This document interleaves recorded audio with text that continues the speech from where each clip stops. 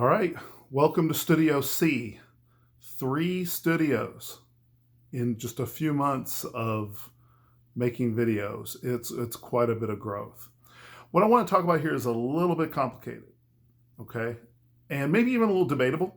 I try to make things as case closed as I possibly can. Those are the subjects I like to discuss.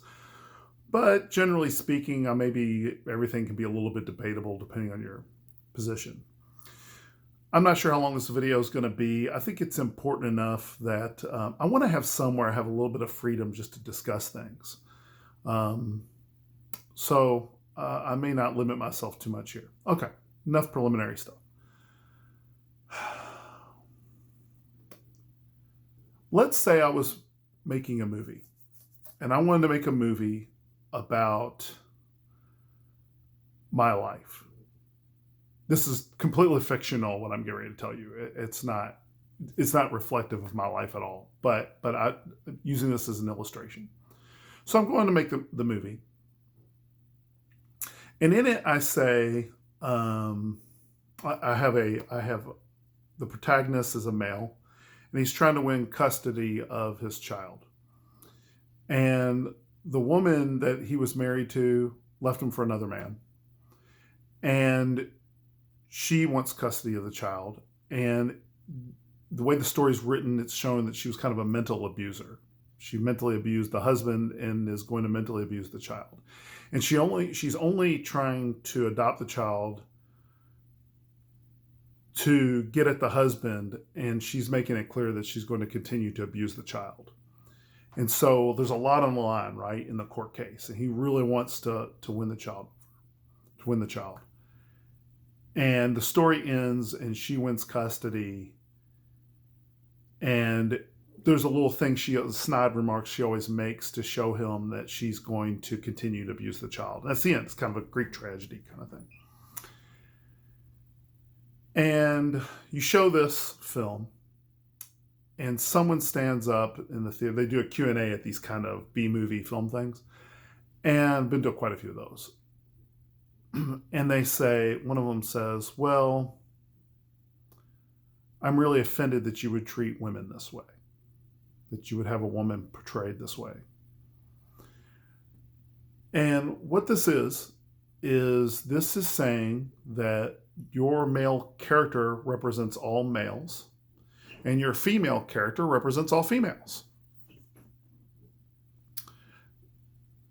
And the correct answer to this is no. Unless you're willing for me to appropriate meaning onto your statement, you have to allow me to have the meaning of my statement.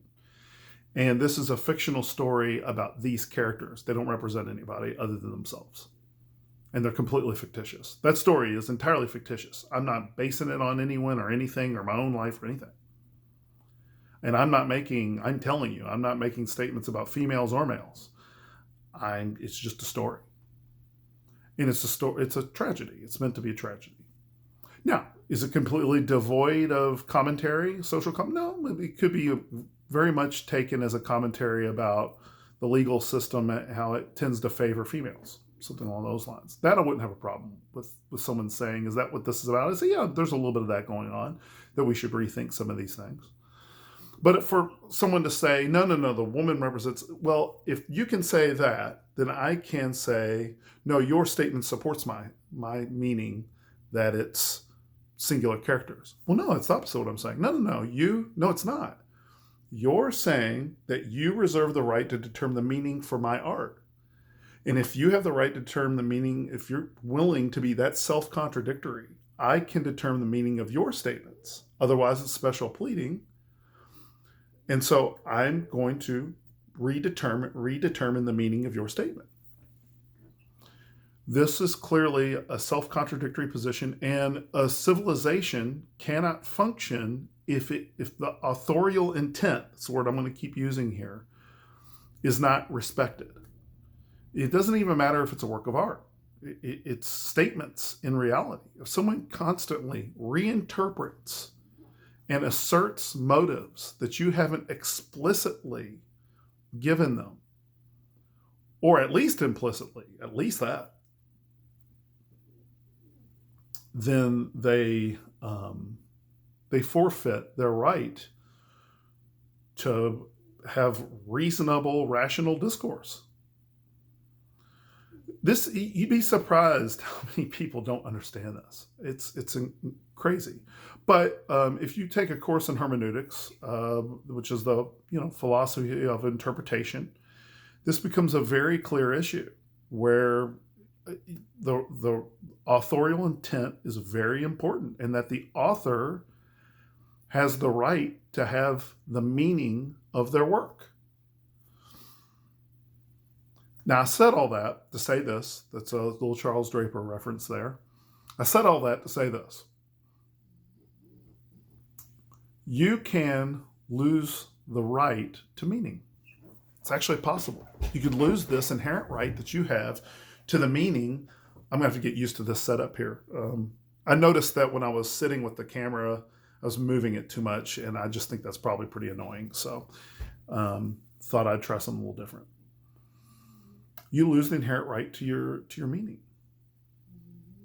It's possible to do that. And let me explain that. And I'm going to do this through video games.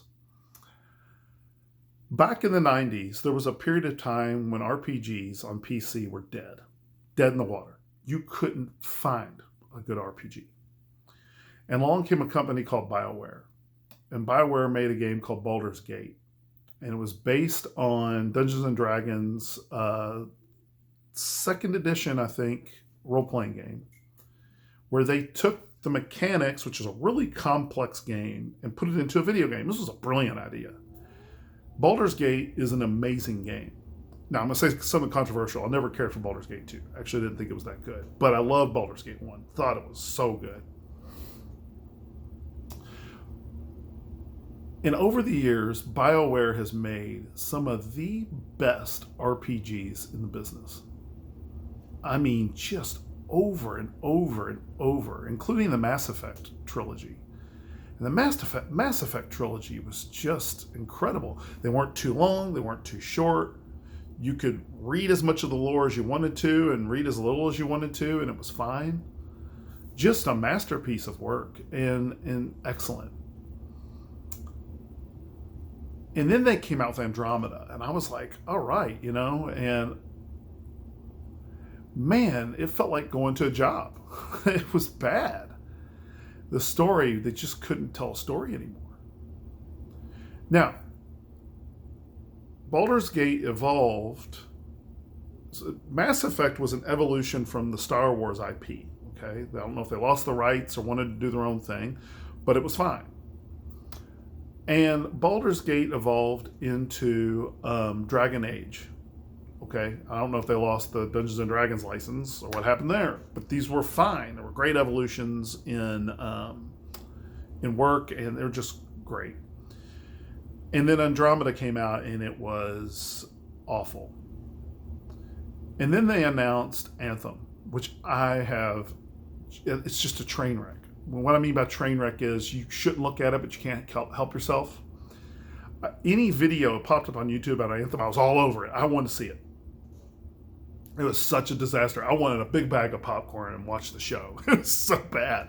It's such an obviously bad game. I never was remotely interested in it. I knew it was going to be awful. I've just been gaming long enough where I know a bad game when I see it. I was like, this game, I'm not remotely surprised how bad this was.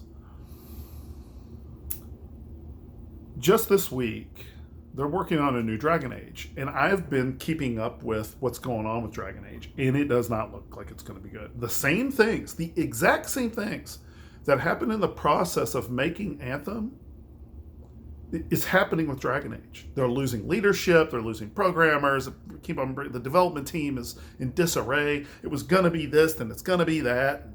Just none of it's working. It's not going to be a good game. I'm telling you right now. Calling it right now. Dragon Age 4 or whatever, it's not going to be a good game. Although Dragon Age Inquisition I loved. The guy came out this week and he said, we're trying to recover our reputation. BioWare needs to recover its reputation. Now, you can be only lied to so many times before you finally have to say, I'm not going to believe the lies anymore. You can say what you want, but I don't really care what you say anymore. I'm not going to believe any of it. And when I heard that, I actually didn't hear the words he was saying. What I heard was this: oh, you need us to trust you, so we'll blow all our money on your new looter shooter. Now, what do I mean by looter shooter, in case you're not in the know about that? It's just games where it's a very, very basic and plain cycle. They make a big open world, giant, bloated open world, with these little, very easy things to program, and very, very easy just gameplay loops that are real simple and shallow. And they expect you to do this for 150, 200 hours. And in the process of doing that, and it's impossible to tell a good story that way. And in the process of doing that, they hope you buy a bunch of spending money on microtransactions. So, completely disengaged from this whole endeavor they have. And what he's saying is, we got to recover our reputation. And I'm hearing, oh, you need to recover your reputation, so you want me to spend more money on your new looter shooter. Sorry to repeat myself. And I thought about, isn't it very interesting that I can't hear him saying what he really he might really be saying. He could really mean what he's saying. But at some point, you have to just stop believing lies. And so you enter into a realm of conjecture. You say, what does this guy really mean? Do I need to read between the lines here? I'm glad I don't know his name, because he could be a very good guy that has nothing but good meaning. My point here is this: if you want to retain the right over your authorial intent and have it carry weight, I don't think you should ever reinterpret people's words. I think that's wrong to do. It's just a bad thing for you to do. I think it's okay to enter into conjecture and say, this might be what they actually mean, right? But if you want people to listen to you and accept the meaning of your words, you have to have a sense of responsibility and a sense of authorial weight behind them. I'll offer one last example of this and end it with this.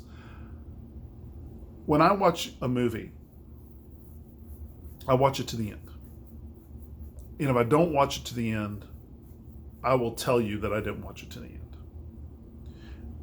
And I learned this from watching Siskel and Ebert. Gene Siskel said he was watching Black Sheep. He was in the theater, and he said he kind of covered his face and left the theater, and then he said he came back, and then he just sort of just left. He hated the movie. And Roger Ebert goes, well, you're telling everyone, so you let everyone know. And Roger Ebert, if he thought that was the wrong thing to do, would have said so, And I learned from that. I was like, wow, he thought it was important for everyone to know he didn't watch the whole movie, to his own embarrassment, because he's a movie reviewer, right? So I make sure I watch the whole movie. And I'll tell you, if I felt distracted, I was distracted. If I felt engaged, I was engaged. And I do that because I want to have enough credibility that my authorial intent carries weight. So the next time you feel tempted to tell a white lie, which is the easy way out most of the time of a sticky situation, think about your desire to have your words carry meaning, because it really does matter.